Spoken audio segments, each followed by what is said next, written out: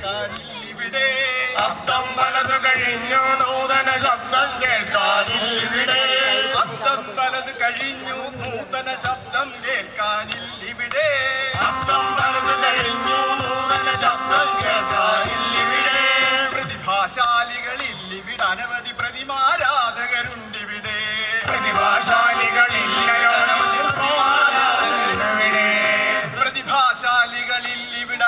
പ്രതിമാരാധകരുണ്ടിവിടെ.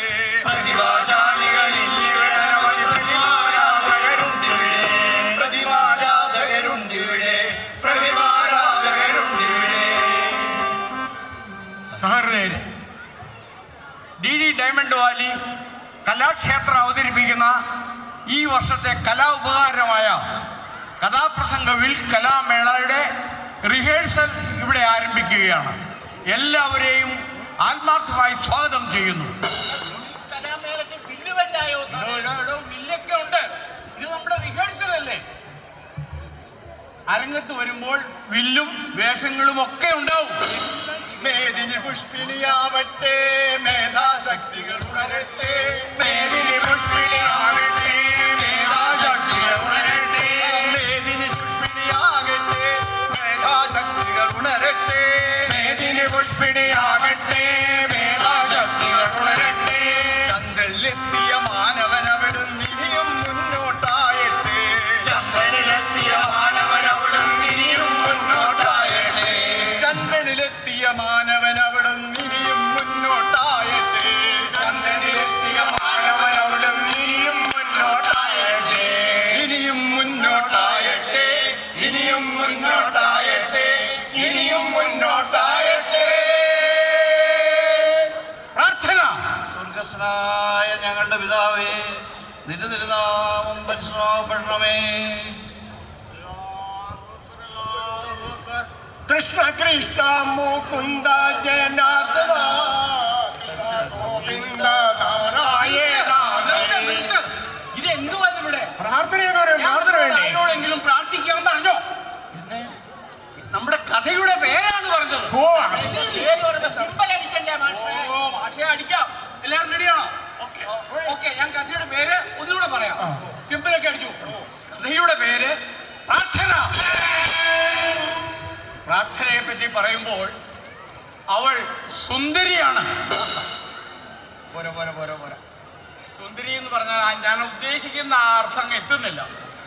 മനോഹരിയാണ്. അതും എന്തുവാ എനിക്ക് അപ്സരസാണ്. പ്രാർത്ഥന ഹൃദ്യമായി പാടുമാടും സുഹൃത് സമ്മേളനങ്ങൾ. അപ്സരസാണെന്റെ പ്രാർത്ഥന ഹൃദ്യമായി പാടുമാടും സുഹൃത് സമ്മേളനങ്ങളിൽ. അപ്പോഴേ ചേട്ടൻ പറഞ്ഞല്ലോ നമ്മുടെ ഈ പ്രാർത്ഥന വളരെ സുന്ദരിയാണെന്ന്. അപ്പം നമ്മുടെ മലയാള സിനിമയിൽ ഇപ്പോൾ ഉള്ളതില്ലേ, ഏത് നടിയെ പോലെ അല്ലെങ്കിൽ ഏത് നടികളെ നമുക്ക് ഉപയോഗിക്കാം? മനസ്സിലായി. നിങ്ങൾക്ക് മനസ്സിലാകുന്ന ഭാഷയിൽ ഞാൻ പറഞ്ഞുതരാം.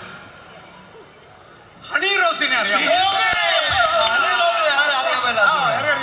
100 ഹണി റോസ് സമം നമ്മുടെ പ്രാർത്ഥന. പോരാ, 400 കല്യാണി സമം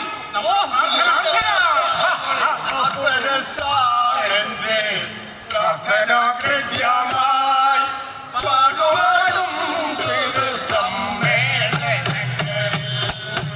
അപ്സരസാണെന്റെ പ്രാർത്ഥന ഹൃദ്യമായി പാടുമാടും സമ്മേളനങ്ങളിൽ. അല്ല ചേട്ടാ, ഇങ്ങനെ പാടി നിന്നാ മതിയോ? കഥ പറയണ്ടയോ? ഓക്കെ, കഥ പറയാം. സുഹൃത്തുക്കളെ, അങ്ങോട്ട് നോക്കൂ. എവിടെ? പശ്ചിമഘട്ട താഴ്വാരത്ത് മനോഹരമായ ഒരു ഗ്രാമപ്രദേശം കാണുന്നില്ലേ? കാണുന്നുണ്ട്. നെൽപ്പാടങ്ങൾ പച്ചവിരിച്ച ആ മനോഹര ഗ്രാമം പുഴകളും മലകളും കെട്ടിപ്പിടിച്ച് സൗന്ദര്യം വർദ്ധിപ്പിക്കുകയാണ്. പുഴകളിൽ മലകൾ പൂവനങ്ങൾ പുഴകൾ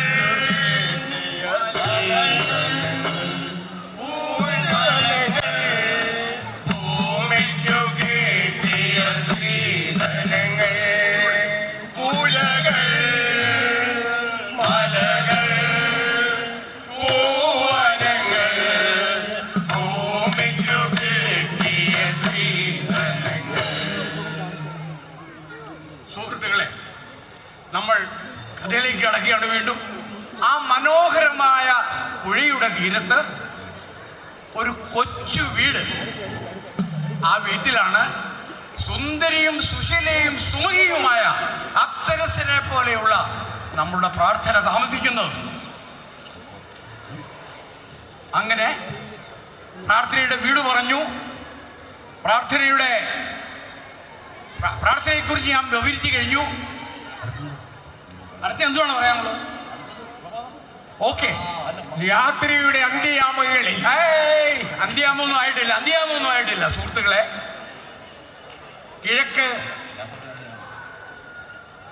കിഴക്ക് ആ ഗ്രാമം മുഴുവൻ അന്ധകാരമാണ്. അന്ത്യയാമത്തിലേക്ക് കടക്കുകയാണ് ആ ഗ്രാമം. നമ്മുടെ ഗ്രാമത്തിലുള്ള എല്ലാവരും ഗാഢനിദ്രയിലാണ്. നമ്മുടെ പ്രാർത്ഥനയും ഉറക്കത്തിലാണ്.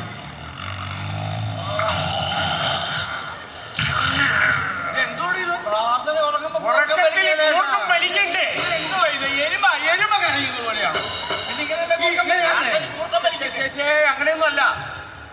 നമ്മുടെ പ്രാർത്ഥനയുടെ കൂർക്കമലി ഹൃദ്യമാണ്, മനോഹരമാണ്. ഞാൻ നിങ്ങളത് മനസ്സിലാക്കി തരാം. ഈ ഓട്ടുമൊന്തയില്ലേ, ഓട്ടുമൊന്ത നല്ല ഓട്ടുമൊന്തയില് പശുവിനെ കറക്കുമ്പോൾ ഉണ്ടാവുന്ന കാവ്യാത്മകമായ ശബ്ദം എന്ന് പറഞ്ഞു. ഇങ്ങനെയാണ് നമ്മുടെ പ്രാർത്ഥന കുറുക്കം വലിക്കുന്നത്. കേട്ടല്ലോ? അല്ലാതെ നിങ്ങൾ ആദ്യം കേൾപ്പിച്ച പോലെ പോത്ത് കരയുന്ന പോലെ ഒന്നും അല്ല. അങ്ങനെ കിഴക്ക് പ്രഭാതം പൊട്ടിവിടർന്നു. പൊട്ടിവിടരുന്നേ, ഞാൻ ഉദ്ദേശിച്ചത് വെള്ള കീറിയെന്നാണ്. എന്തുവാടോ വെള്ള കീറണ്ടേ? ഇതെന്തുവാ? അമ്മോ, ഞാൻ തോറ്റു. കീറിയതും പൊട്ടിയതും ഒക്കെ നിർത്ത്.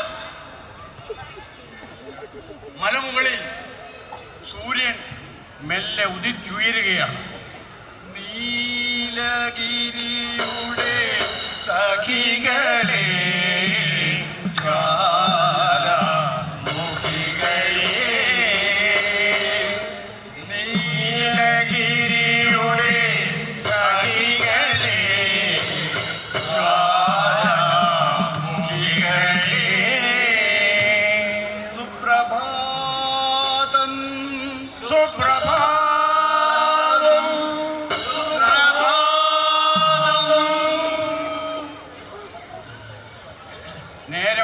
പുലരുകയാണ്.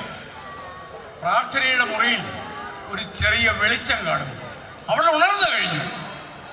ഇന്ന് പ്രാർത്ഥനയെ സംബന്ധിച്ചിടത്തോളം അവളുടെ ജീവിതത്തിലെ ഒരു മഹാസംഭവത്തിന് തുടക്കം കുറിക്കുന്ന ദിവസമാണ്.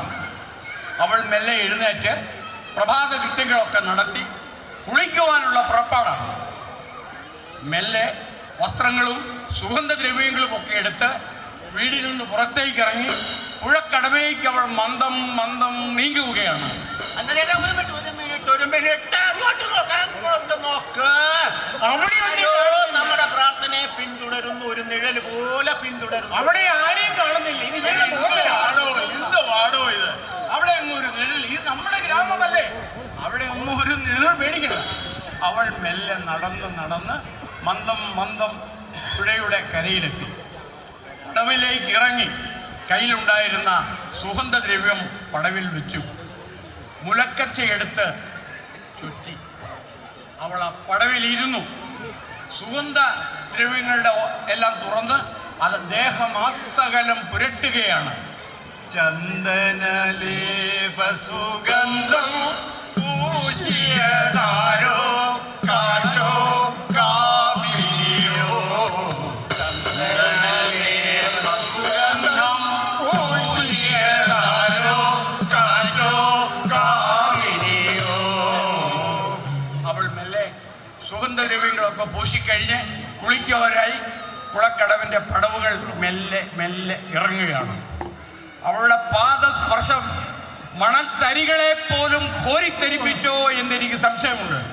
അവൾ ഇറങ്ങി വെള്ളത്തിൻ്റെ വെള്ളത്തിലേക്ക് ഇറങ്ങി അരയൊപ്പം വെള്ളത്തിൽ നിന്ന് ഇങ്ങനെ പതിയെ വെള്ളത്തിന് ടാറ്റ പറയുക. ടാറ്റ പറയാൻ ഉദ്ദേശിച്ചത് നമുക്കറിയാമല്ലോ, പെണ്ണുങ്ങൾ കുളിക്കുന്നതിന് മുമ്പ് വെള്ളം കൊണ്ട് ഇങ്ങനെ ഒരു പരിപാടിയുണ്ട് ഇല്ലേ? പിന്നെ അത് ആ പരിപാടിയാണ് അവിടെ നടത്തിക്കൊണ്ടിരിക്കുന്നത്. ചേട്ടാ ഒരു മിനിറ്റ്. ആ കുറ്റിക്കാട്ടില്ലേ അവിടെ, ആ കുറ്റിക്കാട്ടിൽ നിന്നൊരു ഒരു 2 തീക്കണ്ണുകൾ അവിടെ കുറിച്ചു നോക്കുന്നുണ്ടോ എന്ന് എനിക്കൊരു സംശയം. ഒന്ന് നോക്കിയേ, ആരെങ്കിലും കാണുന്നുണ്ടോ? ഒന്നുമില്ല, അവിടെ ഒന്നുമില്ല. തനിക്ക് തോന്നുന്നു, തനിക്ക് എത്ര വയസ്സായി? 40 വയസ്സ്.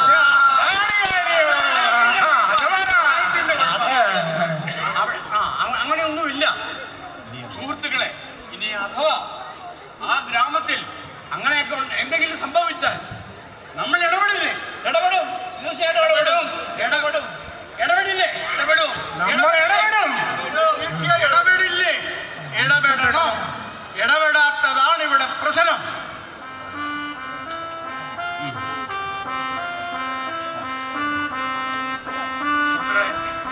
വെള്ളം കുടിക്കണേ.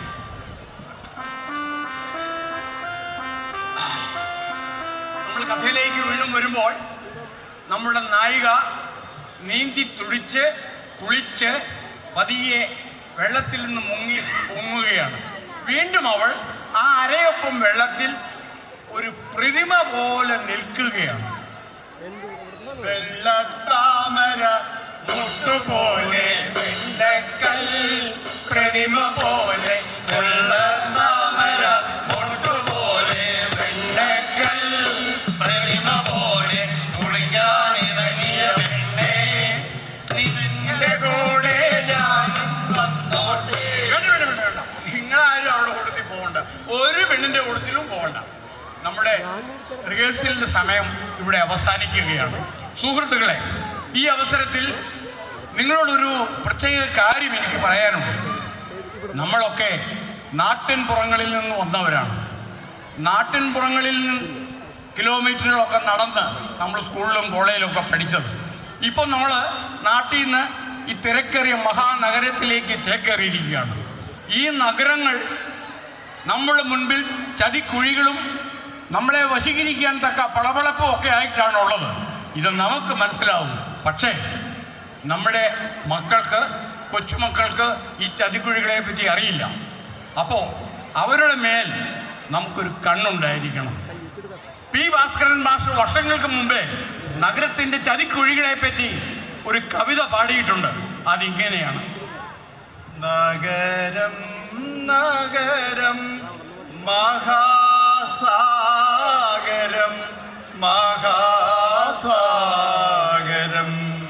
നഗരം നഗരം മഹാസാഗരം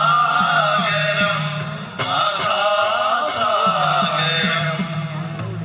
കളിയും ചിരിയും മേലേ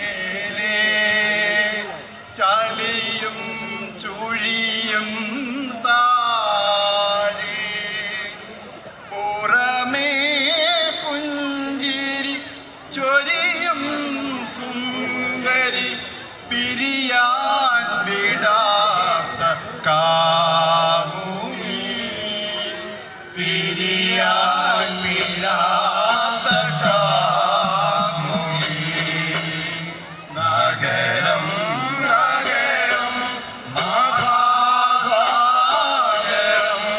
മഹാസാഗരം.